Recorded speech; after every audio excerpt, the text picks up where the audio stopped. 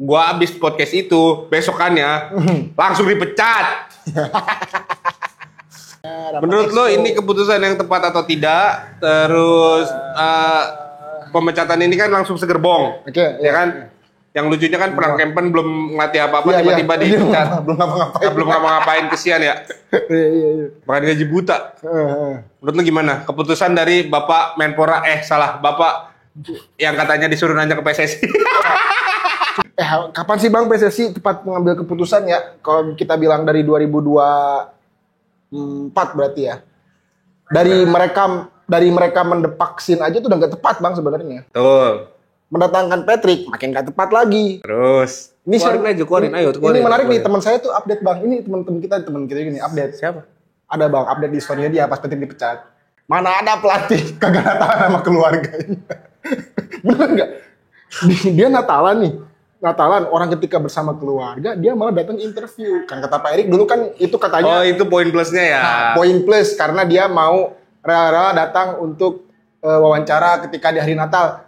Dari perekrutannya pun kalau menurut saya memang udah kurang tepat juga karena tidak benar-benar tidak dilakukan secara mendalam dengan analisis yang bagus gitu. Hanya karena berdasarkan nilai plusnya datang ketika Natal. Dari Luis Milla, Simon, Sintayong yang asing ya, sama Sim Kluivert. Enggak, ya kalau kita bicara trofi mah Bang nggak ada yang berhasil ya. Oh. Anjay, aus. Udah mulai nih. Jauh Bang. Jauh. Assalamualaikum warahmatullahi wabarakatuh. Waalaikumsalam. Kembali lagi di diving. Sekali tackle tapi nggak pelanggaran. Anjay. Baru nih. Kagak gua salahnya di belakang. Keren baru. Balik lagi sama gua Hadi. Kita narasumber tetap kita sudah kembali setelah terlalu banyak agenda di sebuah tempat yang tidak bisa hadir di sini. Jadi makanya dia sangat sibuk. Gara-gara sempat juga dia tiba-tiba di Kalimantan, coba lu bayangin. Hidup gas alam. Nyari gas alam dia. Ya ini dia Bang, Kang Sandi. Kang to the point aja Kang. To the point. Capek abisnya. Kang, ini kan lagi rame nih. Kemarin gua rame apa Bang? Saya enggak tahu Bang. Di Bontang enggak ada sinyal. Wah, saya enggak tahu di Bontang enggak ada. Parah lu. Gua bilangin lu. Asal jeplak aja lu. Warga Bontang tolong. Oke. Jadi kan kemarin gua sama Diego bahas di episode sebelumnya itu soal racikannya. Sekarang kita nyebutnya X ya. X pelatih timnas Indonesia si Peter Kluivert.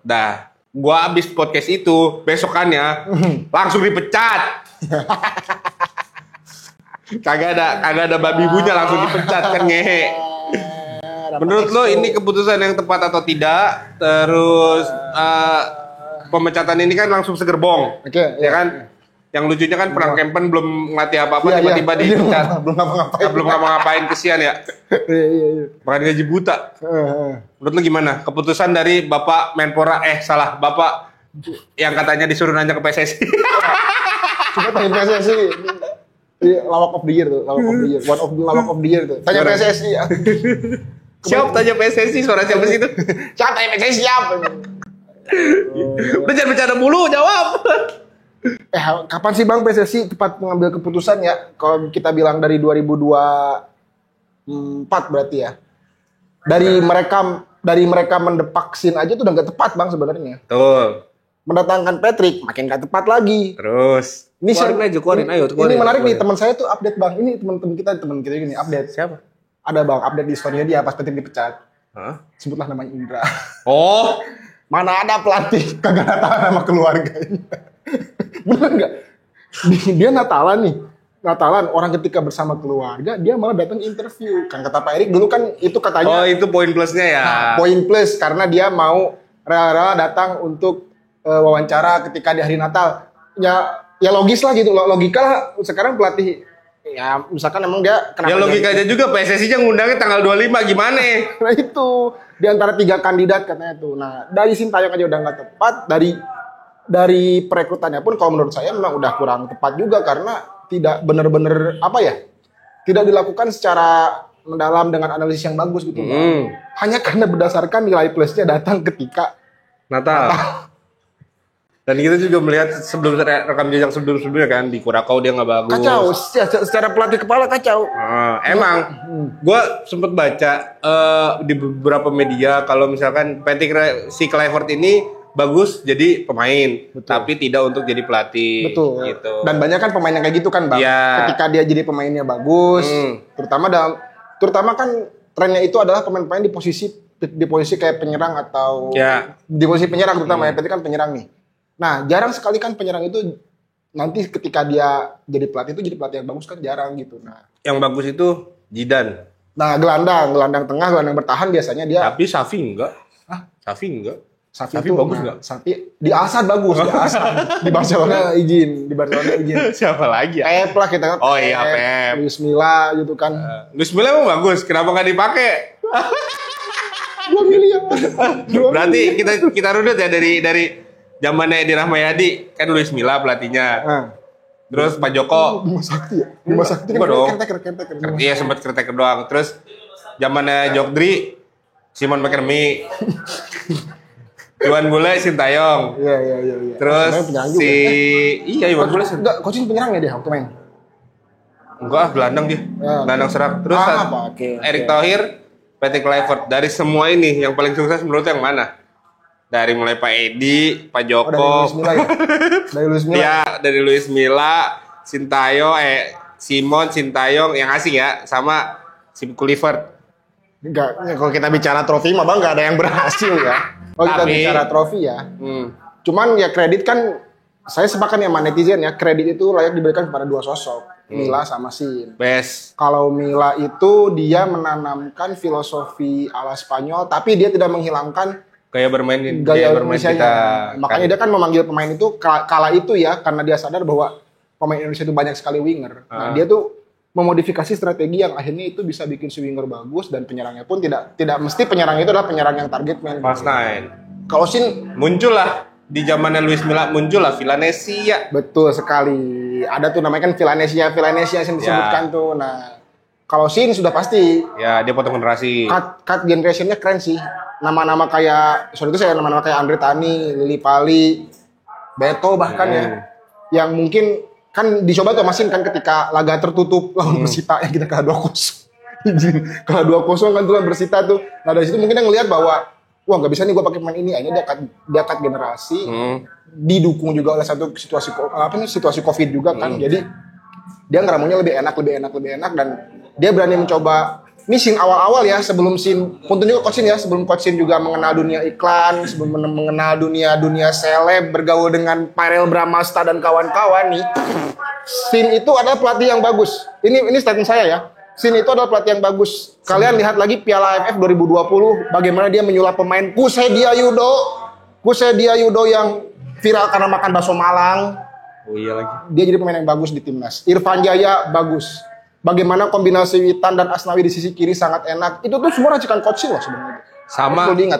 Sama yang sempat ketinggalan sama Singapura akhirnya bisa menang 4-2. Nah, itu di comeback. Kita sempat menang di comeback sama Singapura, di comeback lagi sama kita. Itu racikan Sintayong. Itu Sintayong. Itu awal-awal ya sebelum akhirnya kan mungkin 2022 ya dia udah mulai ada beredar apa segala macam iklan gitu ya. Itu mungkin agak mengganggu yang pada akhirnya jadi titik lemah Coach Sin dikritik oleh para pengamat di Indonesia gitu. Ya. Jadi kalau misalkan untuk sekarang ya Kluivert dari merekrut Kluivert pun udah nggak pas. Ya kalaupun dia dipecat juga, abang kan ngeliat sendiri kan kita kalah dari Australia kita dibantai, lawan Jepang kita dibantai. Itu kan sebenarnya lawan Australia dan lawan Jepang dibantai itu ketika di babak ketiga itu ada sinyalemen bahwa wah ini agak meragukan juga nih ya, gitu. Walaupun menang lawan Bahrain sama Cina ya. Tapi kan itu menangnya di sini. Betul. Itu kan sebenarnya sinyalemen tuh bahwa ternyata melawan Australia dan Jepang kan ada tim langganan Piala Dunia nih yang sudah tahu bagaimana caranya menuju Piala Dunia gitu kan. Nah, kekalahan besar dari dua tim ini tuh sebenarnya udah jadi tanda bahwa ini ada apa dengan Kluivert gitu. Betul. Kayak gitu.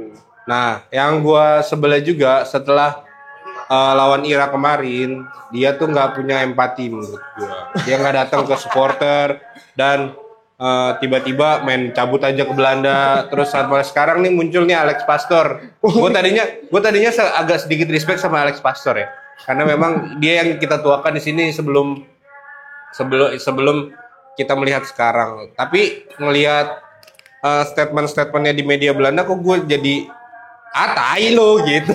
Emang agak susah, Bang. Itulah mungkin kalau kita bekerja dengan orang Belanda ya. Ini dulu editor saya di Kumparan itu pernah bilang bahwa yang namanya orang Belanda itu ada namanya sebuah karakter.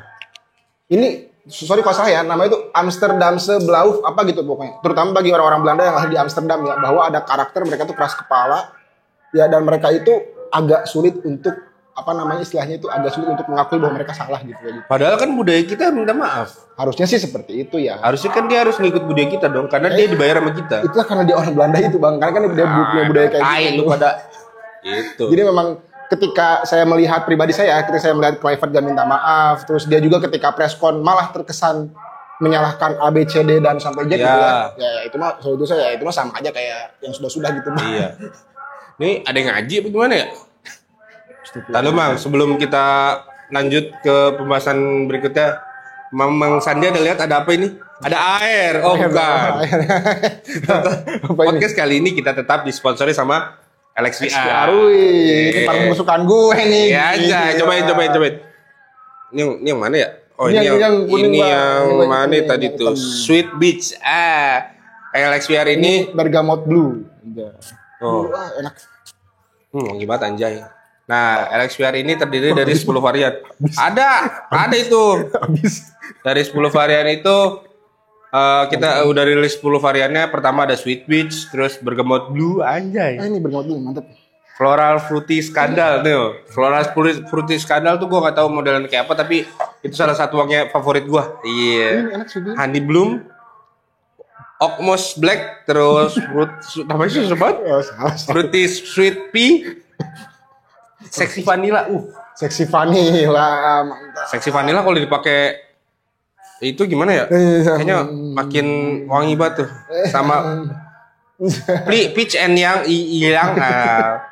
Pet Clowly Lucky, Honeysuckle Glow. Namanya susah banget ya. Tapi wangi, walaupun namanya susah-susah, tapi wanginya enak gitu. Yang namanya susah itu biasanya wanginya bagus. Apa? Udah. Ya. Kan buat badan bukan mulut gitu. Kalau mulut Pak itu obat mulut dong. Nah, kalau misalkan kalian semua yang mau beli bisa di toko hijau atau di toko oranye gitu. Ini linknya di bawah sini. Kalau misalkan itu juga ada nanti di live TikToknya ya. Live TikTok sama live di toko oranye. Pokoknya live-nya ada akunnya LXVR. Cari aja gitu. Pokoknya ya. Mantap. Wangi banget ini, enggak hilang anjay. Wangi nih. Sumpah ini gue nggak hilang gitu. Sama boy. Lu nyemprot kagak hilang nih. Ya, tanyain bini gue dah. Mana boy? Lanjut. Nah, iya kan gue bilang nggak hilang ini. Sampai besok juga nggak hilang nih 3 hari. Iya. Ya kan Bang Aden? 3 hari. Wanginya permanen. Siap Mas Men. Namanya juga LXVR, parfum paling wangi di Indonesia. Gila, masuk. Mantap. Lanjut. Tadi dulu diem. Tadi sampai mana ya? Oh, sekarang si melihat PSSI yang belum juga ada statement tentang evaluasi dari Patrick. Kira-kira menurut lu sosok yang paling tepat untuk menggantikan si Kluivert siapa, Bang? Yang pasti sih harus orang Eropa ya. Wajib itu Eropa sih. Kalau orang lokal. Oh, berarti lu menolak Sin? Hah? Lu menolak Sintayong? Enggak Sin, kalau gue menolak, Bro. Cara dia pergi sih, kalaupun dia comeback akan menimbulkan banyak polemik pasti. Gak bisa kalau Sin. Hah? Tak dulu. Sin-nya itu kan udah ngomong, Sin selalu memprioritaskan Indonesia di podcastnya gitu. Tapi kan masa iya dipecat gitu aja nggak sakit hati gitu ya? Masa iya dipecat gitu aja terus nggak ada apa-apa nggak sakit hati gitu ya? Nggak mungkin. Sebuah Senin pagi kan sebuah Senin pagi tiba-tiba gua bangun, ayo ada preskon. Tiba-tiba ada Anja datang boy, gila. Senin pagi dibangun ada preskon. Enggak ada dan margin telepon tiba-tiba. Coachin kamu dipecat. Oh iya. Senin pagi. Gue sih sakit hati sih kalau gue ya. Bayangin pagi-pagi tiba-tiba nggak ada surat pemecatan. Tahu-tahu dipecat gitu aja masa ya nggak sakit hati. Kalau kata Tama, gitu. Gila, emang Tama nggak ada obatnya. Nih harusnya ada Tama nih, bangkunya kurang atuh cuman. Tama nih, gak ada bangku nih. Berarti lu Eropa. Wajib bang, Eropa bang, karena pemain-pemain kita nih, meskipun beberapa sudah ada yang main di Asia Belanda Tenggara lagi? ya. Enggak, beberapa Belanda lagi. Yang penting Eropa, mau Spanyol, mau Belanda, yang penting Eropa. Luis Milla. Kalau dia mau ya. Gue sih pengen ya. Kalau dia mau sih bagus sih kalau Luis Milla sih. Ada apa namanya? Ada aura. Aduh, ngomong-ngomong Eropa, pelatih Persib gimana? Bojan Hodak. Kan emang kan Ya, ada isunya Bojan Hodak sama Bernardo Tavares. Ini radar-radar yang kita denger ya. Ya, Jesus Casas. ya. Coret. Jesus Casas. Nggak mungkin. Casas ini agak susah. Ya, gue tahu dah itu. Casas agak susah nih. Meskipun dia akrab dengan bola Asia ya. Ya, nggak suka gue. Udah Van Gaal juga Van Gaal kan cuma mau datang ke Indonesia cuma buat itu doang. Cuma amal. Makanya jangan aneh-aneh netizen. Van Gaal, lu netizen inget ya, lu digocek Van Gaal 2 kali, di retake juga lu digocek kemarin tuh sama Van Gaal tuh. Makanya jangan suka aneh-aneh, bro. Makanya Van Gaal gak mungkin. Tiba-tiba ada Bojan Hodak masuk. Lah terus kenapa memang? Bojan Bawa Hodak. Persib, bro. Bawa Persib 2 kali juara back to back. Terus kenal udah kenal sepak bola Asia. Dari Eropa, kan menurut tuh tadi dari Eropa, bener nggak gua? Bojan Hodak kan Rusia, Hodak, Hodak Rusia kan? bukan Kroasia. Ah iya, Bojan Hodak Kroasia. Siapa tahu ntar tiba-tiba Marko Simic jadi asisten pelatih, Iya bener ya. kan gak ada yang tahu. Bener si Boban jadi asisten. Iya, Boban. Terus ada Thomas Rozorczycki. Kalau Bojan ini menarik nih. Orang kan pada gak tahu ya. Ingat nih orang-orang nih. Bojan itu pernah ngelatih timnas loh. Lu ingat kan? Apa? Bojan itu pernah ngelatih timnas U19 Malaysia. Oh iya benar berarti. Nah kan, Bojan itu pernah melatih timnas U19 Malaysia dan dia pernah mengalahkan Indonesia di semifinal di AFF 2018 tuh U19. Oh zamannya Fahri. Betul, zamannya Beckham masih kinyis-kinyis tuh di U19. Iya, yang mainnya lapangannya banjir. Betul, blok. Ingat gua. Dan di ajang itu Bojan Hodak membawa Malaysia juara loh. Nah, Itu loh. jadi cocok dong. Ada pengalaman. Ini buat orang yang ini saya membaca ada orang yang mempertanyakan kapasitas Bojan sebagai pelatih timnas. Ya. Bojan pernah melatih timnas. Tapi di usia. Meskipun usia tapi pernah gitu. Ya. Dan juara. Dan juga betul kata Hadi tadi ya, akrab dengan bola Asia, pernah melatih di mana-mana kan di negara Pernah Asia. yang ngebangun JDT jadi King of Malaysia Pak. Betul. Bojan. Dan juga salah satunya dia yang bawa Kuala Lumpur City kemarin juga Ya. AFC Cup ya masih sebelum ICL 2 ya AFC Cup. Ya. Ya Bojan bisa dicoba sih sebenarnya. Nah, ada kan itu satu Bojan Hodak. Ya itu kan Bojan itu kalau kita ngomongin Bojan nih mungkin Tama juga tahu nih Tama kan sekarang udah baru dakwel banget ya. Gila, gas kan baru dak. Masih baru dakwel nih. Agak susah kalau Bojan sih mungkin. Kan klubnya juga nolak. Si El Capitano itu kan nolak. Oh jelas. Dan ini udah Oh jelas, enak banget dong ngomongnya. Oh jelas. Tapi Bion El Capitano sih Bang, mungkin orang-orang di balik Persibnya pun akan agak susah untuk melepas Bojan ke timnas. Terkecuali kalau orang di balik Persibnya itu silakan Bojan ke timnas, Bang. Kan Persib. Nah, itu yang gue bilang kan gue nyebut namanya kan. Oh iya lupa gua maaf. Namanya Ceplosan. Kan Menpora kita kenal sama orang Persib. Ah iya ada kedekatan lah gitu. Dia ada kedekatan sama orang Persib. Iya. Ceplosan lagi ya Allah. Kalau Hodak tuh mungkin di situ sih agak susahnya sih. Secara kemampuan dia ada, tapi ya ada hal-hal lain yang mungkin akan bikin dia agak susah untuk ke timnas gitu. Terakhir keduanya Tavares. Tavares sih gua agak sanksi ya Ragu. walaupun bagus. Ragu kita bos, Tavares bos, meskipun emang Tapi dia kan namanya nongol tuh Tavares. Sejauh ini gue masih ada ya oke dia untuk sepak bola Indonesia mungkin bagus. Nanganin PSM juga bagus. Nah, juara Piala Indonesia juga bagus. Tapi ya gue masih kurang tajinya aja gitu kalau misalkan Tavares. Kalau misalkan Bojan kan ya memang track recordnya juga bagus kan di sepak bola Asia maupun di Betul. Indonesia gitu. Pares itu nih tadi gua cek aja tuh raihannya belum sebanyak Bojan ya kata. Enggak bagus dia. Izin enggak pernah juara. Kagak pernah juara Piala Indonesia Dia doang. main juara ini sama Liga 1 PSM kan. Iya, udah 2. Cuman mungkin ya kalau Tavares sih ketika kita ngelihat dia ngelatih PSM ya, dia kan juga bisa ngorbitin nama-nama bagus tuh. Betul. Salah satunya kan si Saprudin Tahan, Erwin Gutawa kan tuh orbitannya Tavares juga kan. bareng siuran segala macam. Nah, ya mungkin itu akan terbawa juga ke timnas sih gitu untuk si Tavares ini. Tapi ya kalau melihat rekam jejak melatih timnas si Tavares kan juga agaknya minim ya. Ini sepencarian gue tadi ya, mungkin kalau netizen ada yang lebih tahu, minim sih dia pengalaman melatih timnas ya. Dan memang kan ini kita harus ini bang, melatih timnas dan klub kan beda tuh. Beda. Kalau melatih klub kan programnya seperti apa? Iya, jadwalnya panjang. Betul, jadwalnya panjang. udah ketahuan. Ada program kompetisinya, programnya segala macam gitu. Jadi program latihannya pun teratur. Menu latihannya kan beda tuh. Iya. Nah, kan kalau latihan timnas kan lu kalau latihan timnas per event. Iya. Kalau nggak ada event, nganggur gitu kan. Iya, gitu. Gak ada kerja, nyari pemain paling kan. Terus paling juga kalau misalkan federasi lu aktif kan, lu kerja saat tidak internasional kan. Nah, paling itu sih ngebedain tuh. Jadi orang yang melatih timnas dengan melatih klub itu, kalau orang yang gagal, orang yang berhasil di klub bang, ya ini contoh-contoh Indonesia ya, kayak misalkan Simon dan kawan-kawan. Iya, Simon kan bagus di klub tapi tidak bagus di timnas. Jackson juga kan di Persipura bagus, ketika ke timnas juga kurang. Iya. Nah itu kan sebenarnya jadi sebuah hal yang harus diperhatikan juga federasi, bahwa pelatih yang bagus di klub itu di timnas itu belum tentu gitu. Iya. Tapi kalau Bojan sih udah teruji. Kalau Bojan sih ya kita lihat catatannya ternyata kan. Gua sih kalau Bojan 70% ya. Bojan ya? Iya. Ya, tapi kalau saya Bojan masih 50 lah tergantung. 70. Kan baru Dakwel, Bro. Tergantung uppernya nih, Bang. Kalau uppernya minta sih ya bisa jadi 100%, Bang. Misalkan udah kita nggak ada nama lagi nih. Setidaknya misalkan sampai Piala Asia. Nah, maksud gua untuk Piala FIFA Matchday ini kan kita nggak punya pelatih nih di November. Kalau misalkan nggak ada pelatih berarti kita nggak bakalan ngadain uji coba friendly match di situ dong. Ranking kita juga pasti turun lagi kan. Gagal tuh 100 besar dunia ya. Ya kan padahal kan ada Menpora ngomong 100 besar dunia. Sama gua mau nyebut ketum ya sekarang ya, karena gua kemarin sakit hati. Nanya soal PSSI, katanya nanya soal pelatih disuruh nanya PSSI. Terus dia siapa? Jadi berarti gua panggil Menpora aja. Kami akan membahas target timnas bersama PSSI. Tolol ya.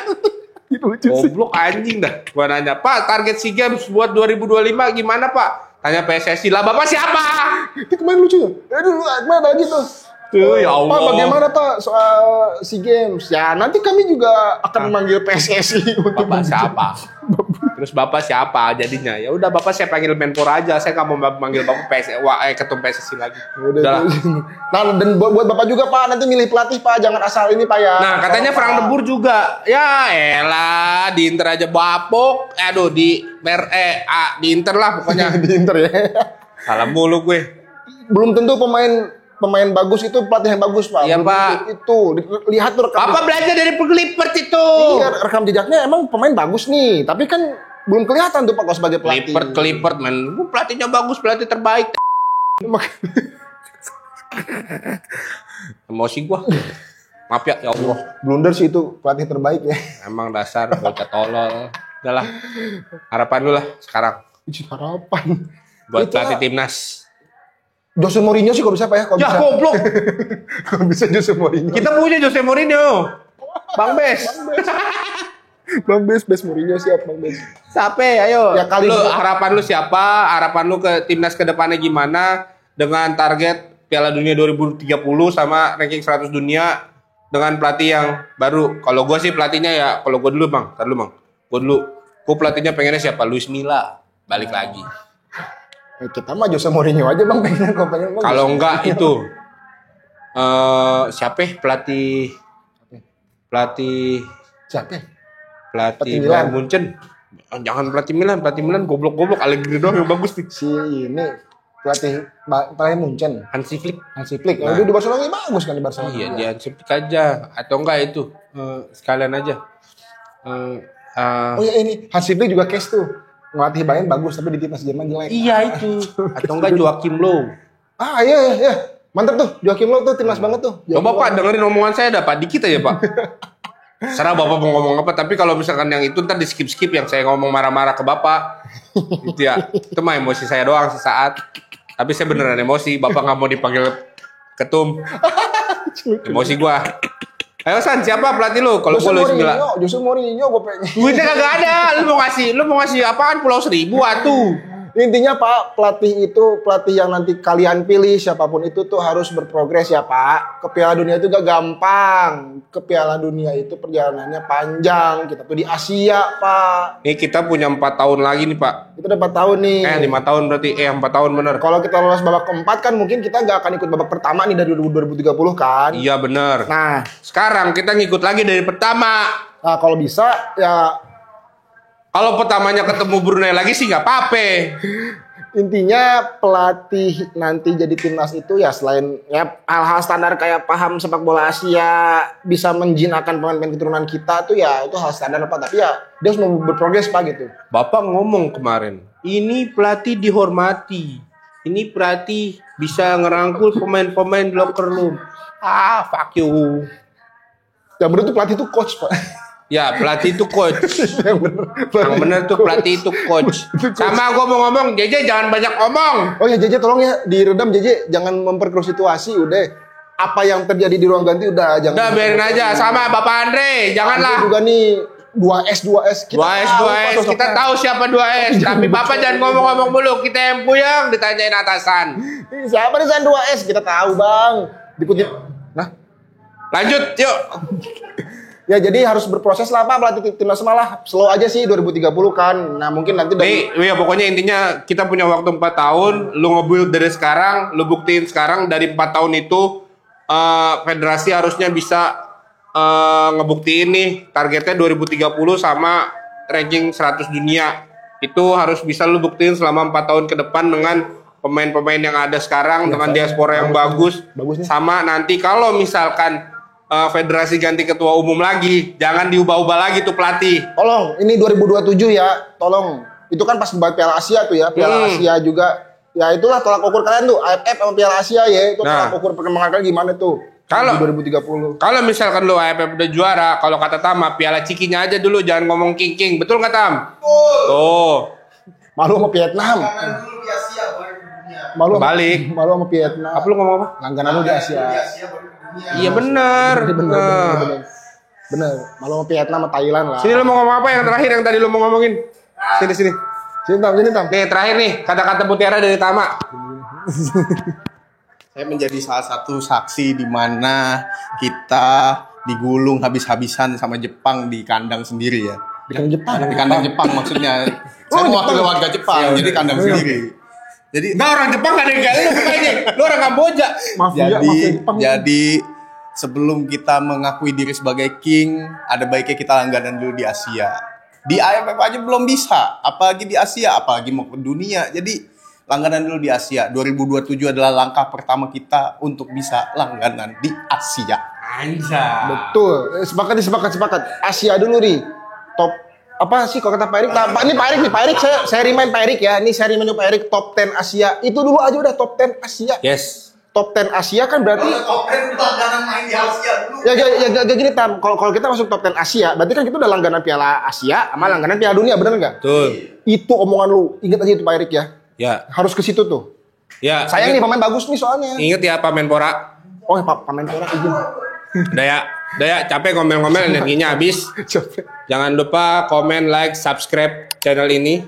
Jangan lupa di-share juga channel ini. Terus jangan lupa follow IG Go Basket sama ebolasport.id. Sampai jumpa di episode diving berikutnya. Sampai jumpa dengan Mang Sandi lagi. Besok gue maunya berempat. Ada gua, ada Bang Sandi, ada Diego, ada Gary atau enggak ada Danes. Oh, iya. Oh, Gary lagi di Kudus dia. Hah? Ya, yang satu pokoknya kita ngomongin semua cabang olahraga. Ya, ada ini lah mana dari bela diri. Gary abis ini ngomongin wushu. Gary Kempo, Gary sama Sambo. Maaf. Ya, assalamualaikum warahmatullahi wabarakatuh. Bye bye. Warahmatullahi wabarakatuh.